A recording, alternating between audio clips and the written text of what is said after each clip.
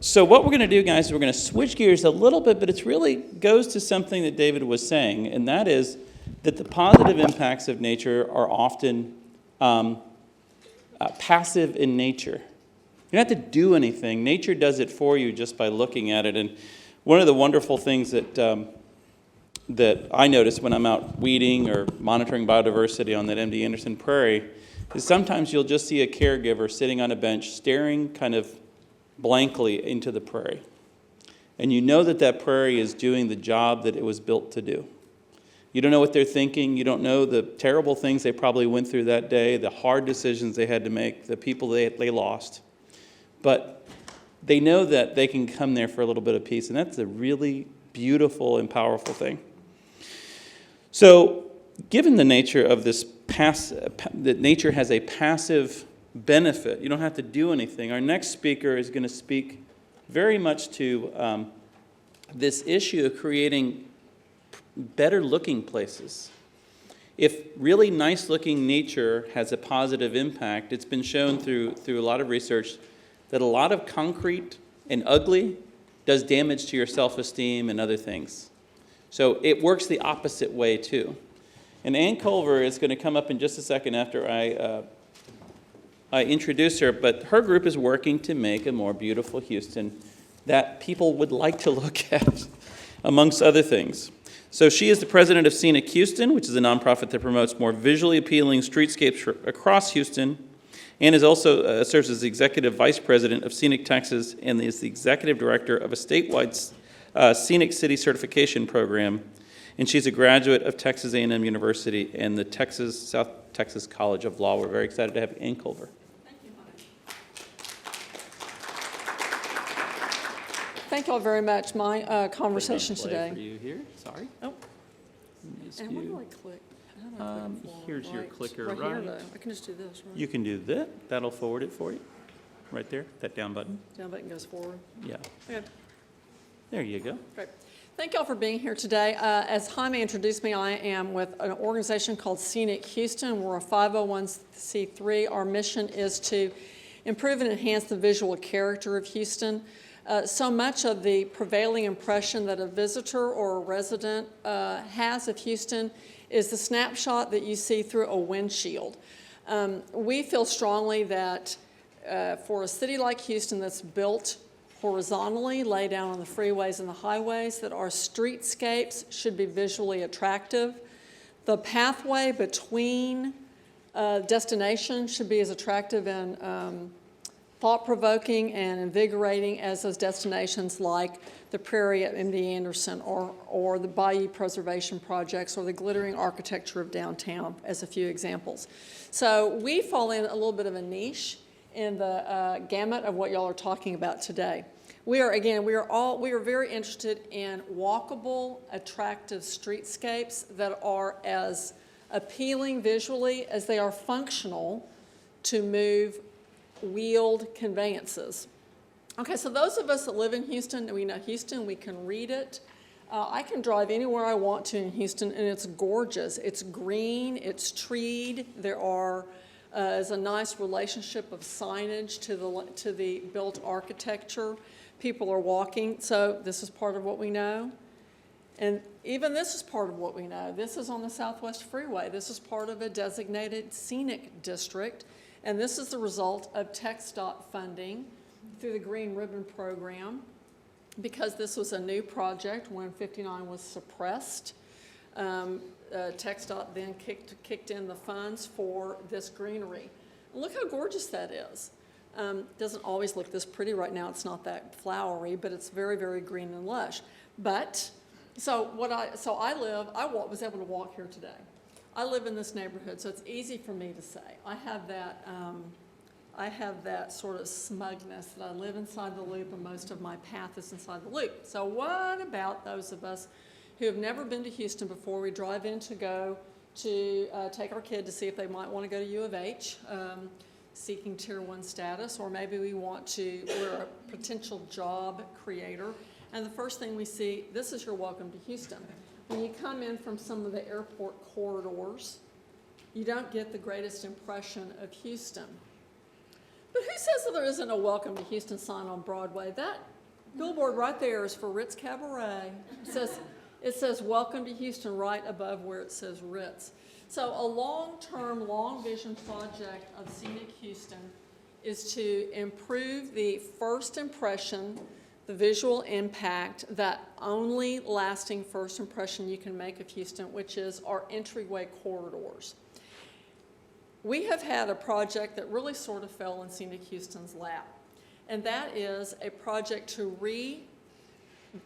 reinvent the depiction of Houston coming in from I-45 into Hobby Airport, leaving Hobby Airport going out. This is what it looks like today. Not bad, good bones. You've got a nice wide median and the beginnings and the roots of what will be an extensive tree planting and landscaping project. And when I talk about this landing in our laps, Scenic Houston has done a long-range assessment of the city's CIP projects that are on the books in the next, that's a rolling every 5-year program. Took a look at important arterial corridors where the street was being dug up and put back already, and determining if the city and other stakeholders, management districts, super neighborhoods, are going to weigh in on a street, choose it, dig it up and put it back. Isn't that a once-in-a-generation happening? Yes. And isn't that the best opportunity to make sure that you sort of plan twice, cut once? Isn't that the opportunity to make sure that the lighting is appropriate, that the trees are enhanced, that there is the right width and availability of sidewalks, that the neighborhoods become more walkable as well as functional, because we are so four-wheeled dependent, car dependent in this community? In our assessment about 3 years ago, we take a look and see that the city, using TxDOT federal funds, is digging up and putting back the street, curbs, some sidewalks along Broadway from 45 to Hobby. We jumped on it and said, great, what are your landscaping plans? Because of course, because this is a corridor from a neighborhood, and of course because on both sides of Broadway is the first and so far only historically designated mid-century neighborhood in the city. And of course, because this is a first impression, you're going to incorporate, all that funding is going to incorporate a lot of enhancements, right? Well, I think we all know the answer. The answer was no. I hadn't thought about that, because that's not TxDOT's job. And that's not really the city's first priority. Their first priority was to continue to make it gray. We wanted to transfer that from gray to green. And so the Scenic Houston consulted with many partners. This is just an overhead map to show you. Took a further analysis, look at everything that's happening. The airport 6 days ago reopened as a new international terminal. 1 million new passengers a year are going to be coming in through that airport. This doesn't. Up there is going to be the new Botanic Garden. I talked about the fact that bordering both sides of the Red Street, which is Broadway, is this historic neighborhood. There's now a new management district in that area. The Gulf Cape Tours has expanded to incorporate this entire area. With all that velocity, all that interest, all that momentum, we decided we needed to step in and do private fundraising to make sure that this landscape enhancement would happen, because it wasn't budgeted anywhere else. So Scenic Houston, a little bitty nonprofit, decided that it would take on its very first capital program, and we are in the midst of it. It's a 2015-16 project. I'm pleased to tell you we've raised capital money. We're right on track. And this is why this project is possible. It's because the transformation of Broadway was already happening. Sorry, I'm walking too far away from it. I'm sorry. Happily, I'm loud. And can you hear me? It's on.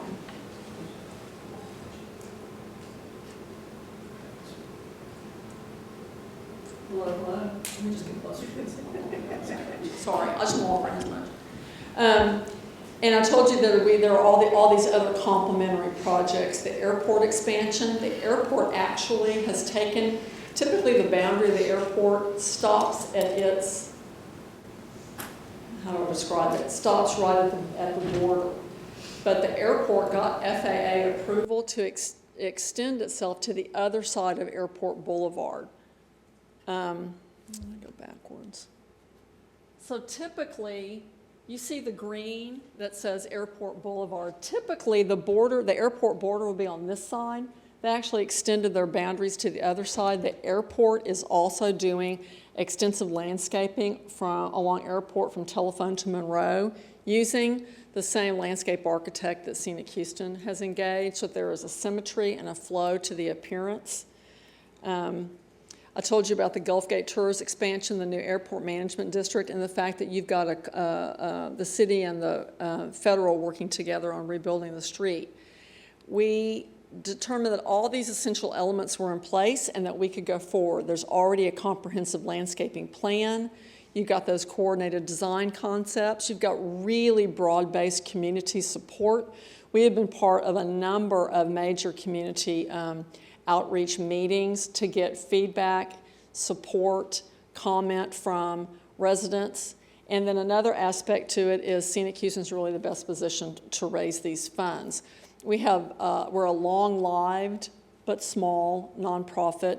We have been working on streetscape enhancement, advocacy, scenic city certification, and billboard regulation projects for decades, and have we feel the influence and the history to be the best in place to raise these funds.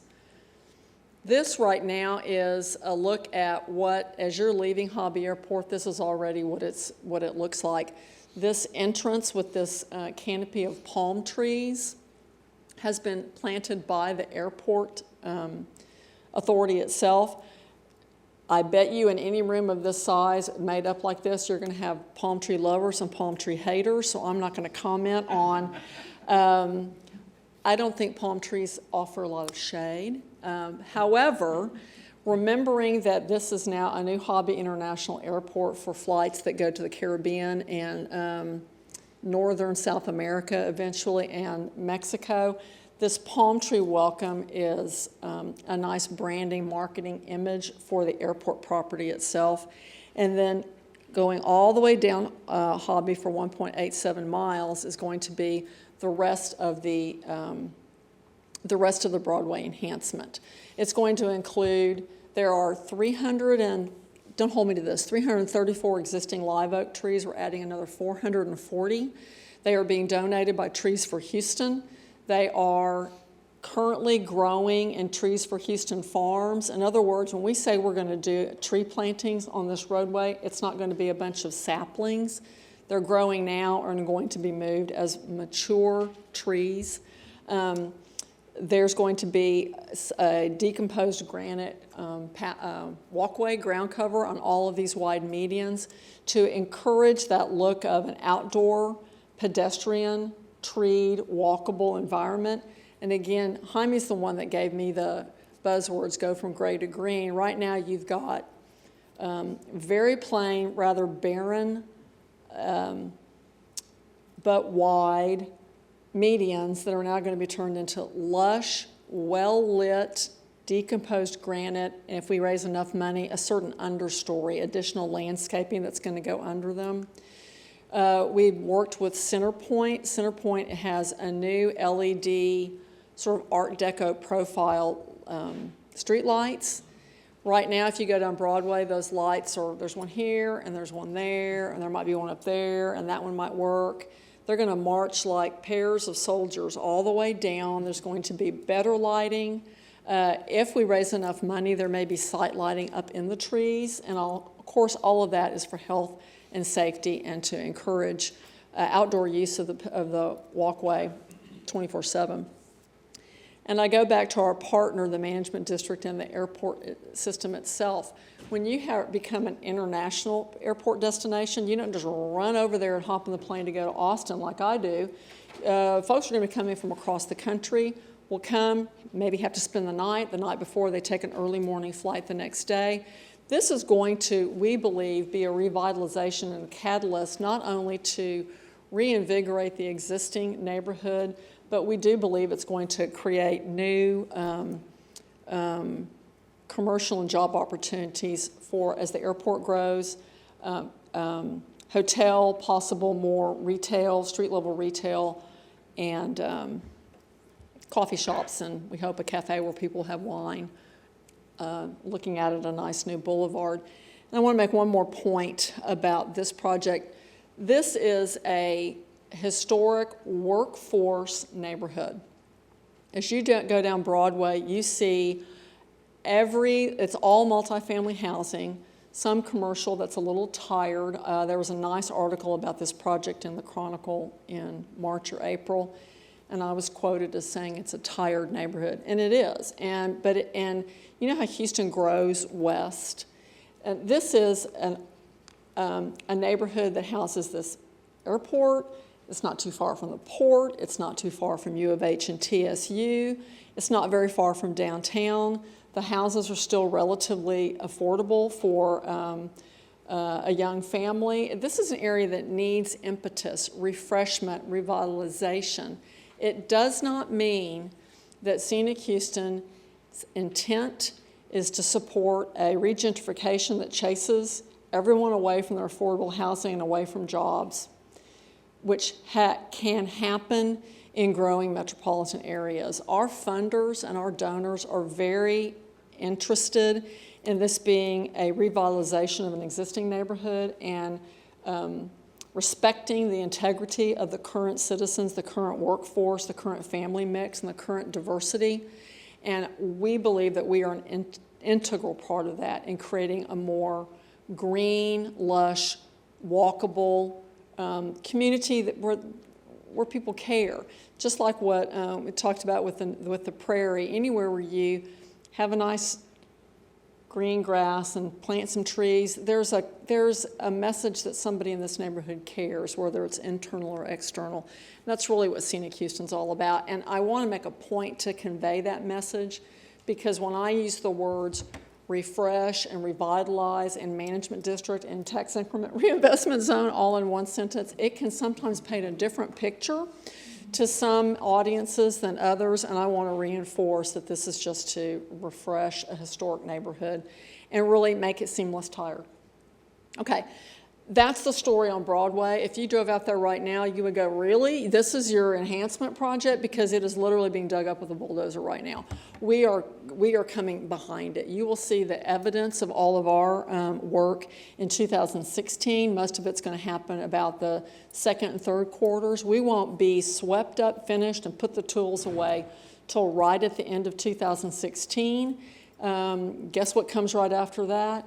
The Super Bowl. And the Super Bowl has created one of those new, even if it's somewhat an artificial deadline for lots of projects.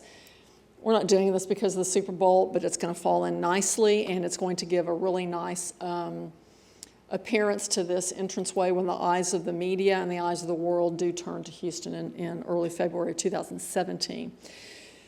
This whole project is part of a longer, long-range vision of Scenic Texas to improve all of our airport corridor, all of our first impressions. We've done an assessment of 45 from Ellington to Hobby up to what's the other one, Bush. And this is one example of what you see right now. And this isn't even all that bad. If you're driving in from 45 to downtown, and you are exiting to go downtown, because this isn't about point-to-point airports, but when you come in from the airports, what are those destination areas that you're where you're headed? You exit, and this is Pease, headed toward downtown. You can see that. And then you drive a little further, and it looks like that. And then you get a little closer to Oz, and it looks like that. And you know what? That's not even half bad. But in our view, those three can look like that when you first exit, and your trip can continue to look like this with plenty of area for other development that will be complementary and enhancing. And then when you get closer, you can see that there's more feasibility because you know that there's lots of midtown and inner city housing that's coming when you get closer to downtown. It needs to be more treed and walkable. This is a very quick and dirty proposal that we have for what Scenic Houston wants to foster and engage lots of stakeholders to push for, fund, regulatory, all the pieces of that. But it shows you when you see this, this is really not that. Everything that I just showed you, if you priced it out today and it was all focused just on landscaping, is about $2 million. It's a lot of money, but that is low investment, high impact. And that's the first pass that should be made, we believe, in those exits that take you to destination centers around Houston. I want to repeat, it's a long-term vision. We're on the paper planning stage right now, but it is what Scenic Texas, as a proponent of the visual character of Houston, which is completely around streets, that's what Scenic Houston is about. And last but not least, this is a picture of what a Broadway can look like when it's done. This shows you additional trees. It carries out that sort of quintessentially Houston story of the overarching live oak trees. You see the decomposed granite pathway. You see that sort of Art Deco light and possibly some banners. We're talking to the Super Bowl folks right now about creating a banner district down this area for the purposes of an entryway for the big event. That is it. That's my quick and dirty.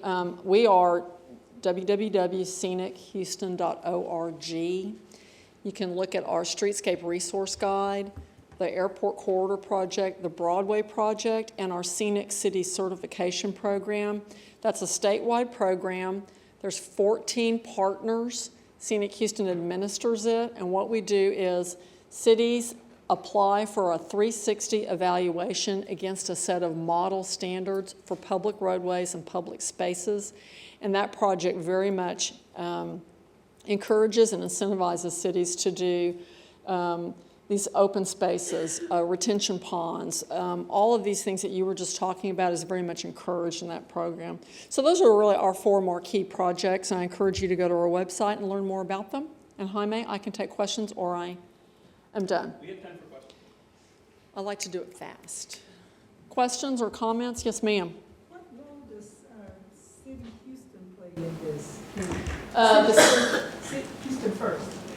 Houston First role, Houston First is sort of a quasi public-private entity, and they oversee right now public venues like the performing arts venues. They have a hotel aspect. They have the Convention and Visitors Bureau aspect. They are a donor of our project. They have committed some funds to it because this is completely in line with their mission to give a good first impression to Houston. So their role right now is they are one of a number of funders to that private fundraising that we're raising for the project. Yes, sir. Two questions, or maybe a comment and a question. I think that was good about the community input, but also since it's a city airport, I'd like to suggest that when you have those opportunities, should you make it more widespread known because, I don't live next to Hobby, but I might be interested in making a comment about, the plans. Yes. So that's my comment. Okay. My thought about, I think it's really great to have landscaping. One of my concerns has been not just these projects, but other projects. It appears to me that we're putting in a lot more landscaping, and that's good in some ways, but in other ways, I'm thinking about the city of Houston and the maintenance costs, and also the people who do the maintenance not being trained adequately. Not being up to par. And so I'm just curious what the maintenance costs will be on projects like this. That's a very good question. I did not make a point on maintenance. Remember I showed you one slide where the reason Scenic Houston felt like it could step in is because a lot of the other things were falling into place. And one of them is that there's a management district within which this Broadway corridor falls entirely. Part of our fundraising for this project, and we're raising $7.5 million, is to ensure the first 2, after it's final, the first 2 years of maintenance. Then the management district has committed that it will budget and fund ongoing maintenance in as much as you can say forever, and in perpetuity you can say. Management districts typically in this city, once they're created, they stay there for a long time. You know how management districts work. They derive their income from an assessment on all commercial property. Currently, their budget is $1.2 million a year, and that's about where it'll be for several years. And then it will likely grow with the growth of the community. Annual maintenance of this, which is mature trees, not to grow trees, so there's a watering protection aspect, is $100,000 a year. So $100,000 a year against a $1.2 million budget, we are comfortable and they are comfortable that maintenance is something they can pick up. The first 2 years is going to be about double that each year because you want to be sure it takes. That's part of our maintenance, and we aren't going to let it go to the management district until after the first 2 years. So the second part of the response is when we take on these projects of trying to ensure that there's an appropriate assessment and a plan and a future for these airport corridor, we are mapping out where the corridors are in relationship to other entities like a management district, like another city, like a TERS, like the North Houston Association, which is going to be a partner in the Bush improvement area, and like TxDOT. Already, Scenic Houston, TxDOT, the Hobby Management District, East End Management District, and EDO did a first preliminary drive around to determine what could you do immediately, what's the most low-hanging fruit to make these improvements, and how can we partner. And one thing the management districts seem to have persuaded TxDOT is you could contract with us to pick up the trash, trim the trees, power wash the, what do you call it, the Passover. Take care of, I'm going to make this up, take care of the homeless, which are there some in the hobby area. Make sure they are aware someplace that can help them. TxDOT can't come in and do that. They will come in and do that once a year, once every 6 months, but they could contract with a management district who is on site, they live there, and that's their whole job, and they can do it quicker, cheaper, and get a better result. And that's the kind of, Scenic Texas's role is to foster that kind of cooperation and help marshal resources. But if you're going to pick it up, then you need these other partners that will maintain it, that will own it. And you have to get someone who's a civic association, a super neighborhood, all of those groups need to come together. And that's how you hold parties accountable, and you create the ability in the community for maintenance going forward. That's the intent. This one's easy. It fell in our laps. You had an existing management district. It's doable. It's 1.87 miles, and it's the amount of money we feel is achievable to raise. It's sort of a demonstration project for what else can happen. I don't want to say Scenic Houston's going to go 1.87 miles all the way up and down 45 and keep raising this money to make everything look like this. This works because it's a corridor with wide medians that happens to also be in a residential area. But this is a demonstration and a bounce for what the appetite and the ability and the feasibility is for other things we can do in other entry corridors. I hope that answered the question. I probably over-answered it. Yes, sir. Speaking to the type of organic material that you use and also you spoke about in the rendering, what is the main purpose of using the granite instead of something like an organic material? It will decompose and Probably because sustain. we can afford it. Decomposed granite was the choice of the management district, building environment and building oversight committee, and our landscape architect. But I'd be interested to hear from you about. I need to be educated on if what you're suggesting is more environmentally friendly and cheaper. Part of it was budget. Yeah, it's actually a little bit of both. Yeah. Because when you have crushed granite, Mm-hmm. generally you're gonna have lots of issues with weeds. Yeah. And most of the time, especially with conventional landscaping, they just throw down Roundup. They kill it. They They throw it down, and then that's automatically going to our waterways. and something with more of like an organic mulch or using some renewable resource that can be placed into something like with trees. Trees, your perennials, your shrubs and things like that are going to require more of a fungal dominant soil. Mm-hmm. And by placing mulch out there, you're just recycling all those nutrients and actually pushing that threshold more into that's more favorable. So less fertilizers, less water that's being applied. I mean, compost, you increase your soil composition with organic matter by 1%, you're saving 25,000 gallons an acre. So it's, you're increasing your water storage as well as your nutrient storage. Let's talk about Stuff like that. Yeah, thank you. Yes, sir. I just want to throw in, the Reliant contracts out tree services to trim trees every day, and they're always needing to dump those, and they'll bring them to you for free. Great, awesome. And we talked to Reliant on. Centerpoint, rather. Yeah, Reliant Centerpoint on this, and they are heavily funding already Trees for Houston. And so one of the ways they're channeling their contribution to this is working through Trees of Houston to get us the right trees, grow them, and help. This could be, because there's so many trees, a place to put them. Can I just say, too, the Austin Parks Foundation has a huge initiative in Austin to mulch every tree in every park. And so they're also seeding their rough mulch with this, with this compost material. Yeah. So it expedites the breakdown of the mulch, and it builds soil, and it retains water, like you were saying.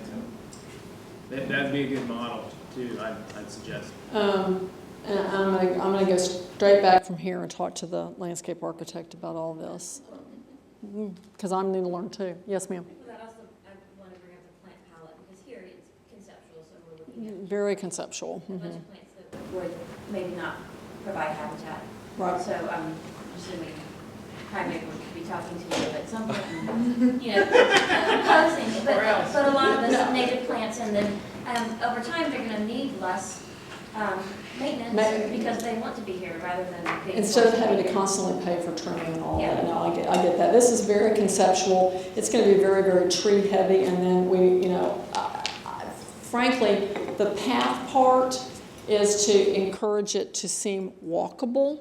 And that's a big part of the ground cover is that we don't want it to look like you can only look at it from afar and not touch it. I need it to appear to look almost park-like, but we can't call it park because it doesn't meet other park parameters. But that's what the flat ground surface is about. Good comments.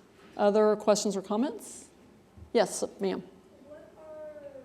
I noticed that you weren't intent on causing it, but so what are some strategies revitalization efforts can apply to decrease efforts of gentrification and displacement? Repeat the beginning of the question. Sorry. What are some strategies revitalization efforts can apply to decrease impacts of gentrification and displacement? Well, part of it is who is investing in the community and right now, if you drive up and down Broadway, you will see some of these multifamily housing complexes. They look fine, they're tired. Some are not in great shape. So what we are working on with the management district is a complete assessment of who owns every property and having conversations with them directly on what their future intent is.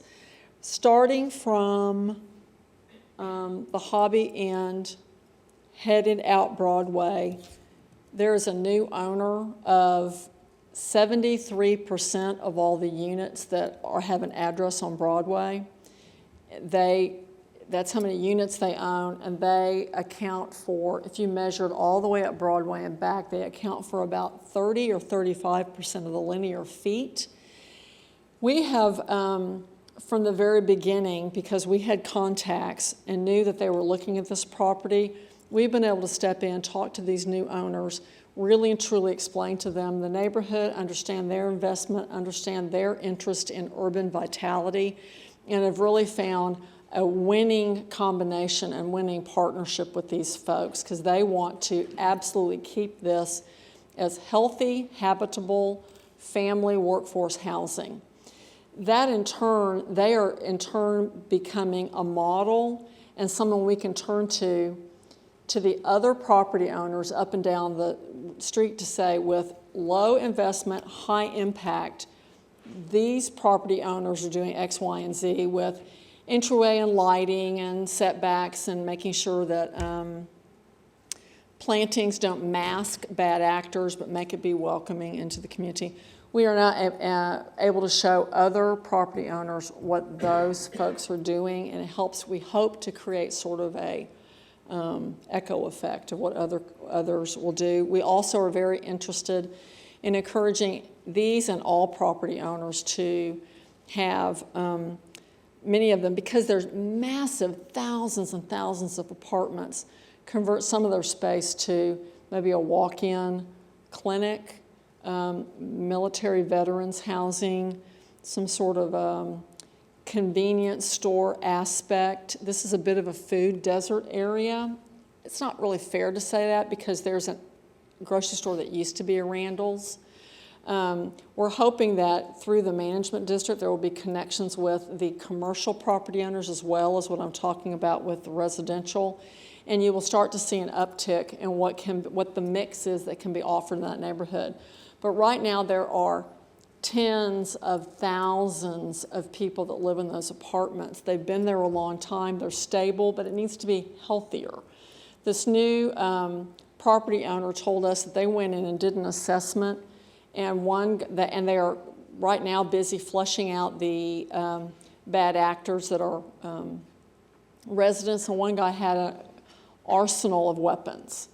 And the very next apartment was a family with 4 kids. They're working these people are working very hard on stabilizing the neighborhood by getting out the unhealthy or criminal element.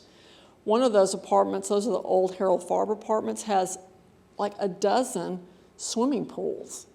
They don't need that many swimming pools back there. This isn't the 70s when it was all pilots and stewardesses that were going to live back there. They've got families and little kids, and apartments are swimming pools are an attractive nuisance where there can be problems. Some of those are going to be filled in and they're going to make play spaces. So my long answer to you is the best that Scenic Houston can do, which is raising money to plant a bunch of trees, is understand that we also own some of that corollary effect and that we want to have a long-going relationship with our partners. And one of the newest partners is, by default, these folks that came in and bought these apartments that really want to do the right thing, and we're grabbed onto them to make them be an example. I do think that what we are doing is a catalyst. Catalyst can be interpreted by some folks as great, you're just going to make a tired neighborhood prettier.